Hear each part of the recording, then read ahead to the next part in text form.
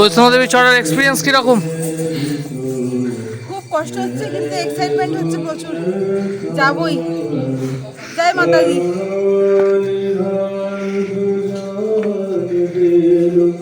এখন বাজে সকাল 4টে, সকাল না ভোর 4টে।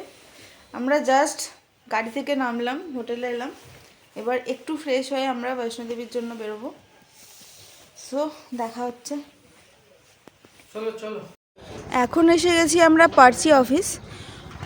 হোটেল থেকে বেরিয়ে একটা টোটো করলাম।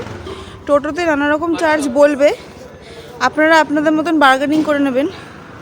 আমরা 150 টাকা দিয়ে একটা অটো বুক করেছি। এখন এসেছি পার্চি অফিস, এখান থেকে পার্চি কাটতে হবে। অটোটা এখান থেকে আমাদেরকে বানগঙ্গায় ছাড়বে, সেখান থেকে আমাদের যাত্রা শুরু হবে।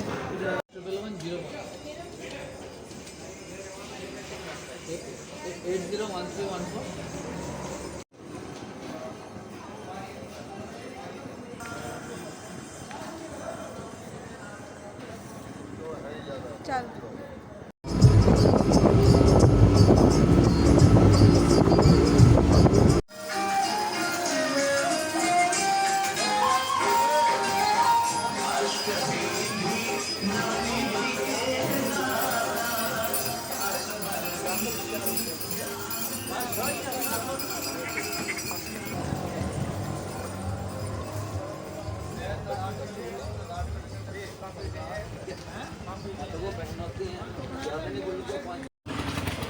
তো আমরা মাতাজিকে চড়ানোর জন্য নিয়ে নিয়েছি চুনরি, পেটিকোট, মাথার মুকুট।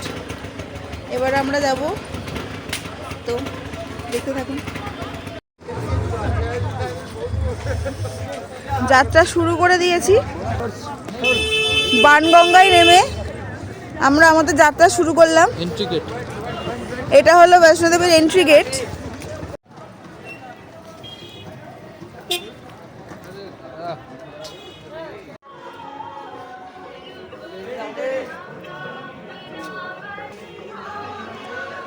লেডিস আর জেন্টসদের লাইন আলাদা, এটা মেয়েদের লাইন। আর বাবাই যেটা দিয়ে ঢুকলো ওটা ছেলেদের লাইন। আমরা যাচ্ছি।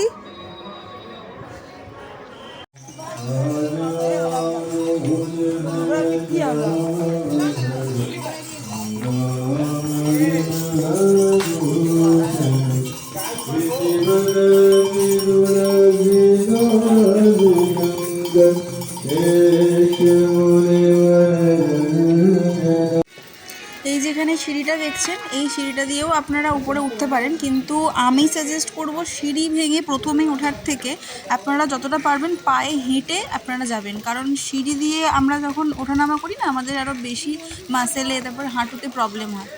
তারপর আপনাদের সেটা চয়েস, আপনাদের যদি মনে হয় হাঁটার থেকে সিঁড়িটা বেস্ট, তো আপনারা হাঁটতে পারেন। প্রথম দর্শন পাদুকা মন্দির, সবচেয়ে প্রাচীন মন্দির এখানকার।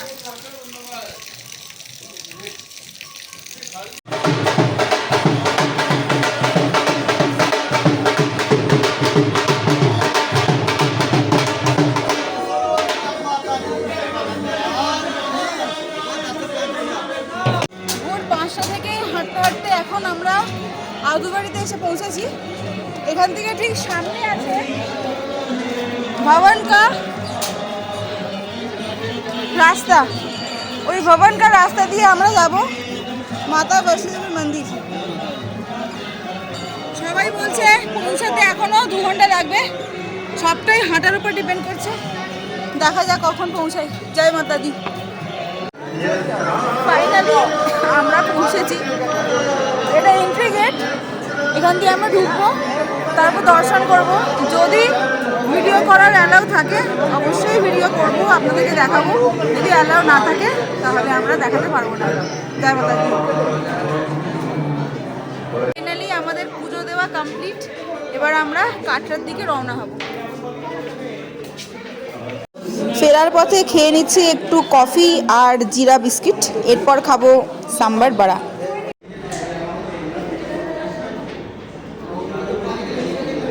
সাম্বার নিয়েছে, রাখতে গিয়ে ফেলে দিয়েছে বাবাই, একটু নিজেই টেস্ট করুক আর বলুক কেমন কেমন। আপনারা যারা পায়ে হেঁটে উঠতে পারবেন না দর্শনের জন্য, তারা এরকম পালকি আপনারা ভাড়া করতে পারেন।